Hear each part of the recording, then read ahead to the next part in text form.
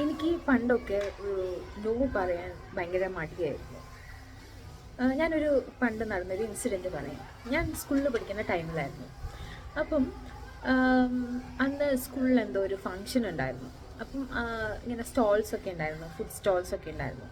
അപ്പം ആ, അന്ന് രാവിലെ അമ്മ എൻ്റെ കയ്യിൽ കുറച്ച് കാശ് തന്നിട്ട് പറഞ്ഞു, ഓക്കെ, ഇത് നീയും ചേച്ചിയും കൂടി എന്തെങ്കിലും ഫുഡ് കഴിക്കണം തോന്നുമ്പോൾ വാങ്ങിച്ച് ഫുഡ് കഴിച്ചോളാൻ പറഞ്ഞായിരുന്നു.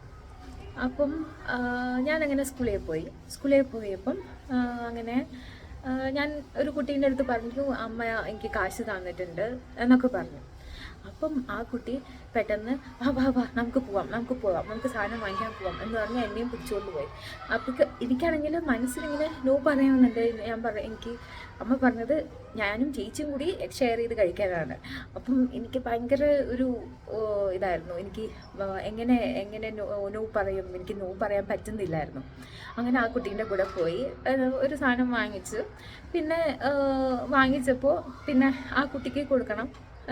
അങ്ങനെ ആ കുട്ടിക്ക് കൊടുത്തു. പിന്നെ ഞാനും കഴിച്ചു. അത് അത് കഴിഞ്ഞപ്പോൾ എനിക്ക് ആകെ കൂടെ ഒരു കുറ്റബോധമായിരുന്നു. കാരണം എനിക്ക് ചേച്ചിക്ക് കൊടുക്കാൻ പറ്റിയില്ലല്ലോ എന്ന് പറഞ്ഞിട്ട്.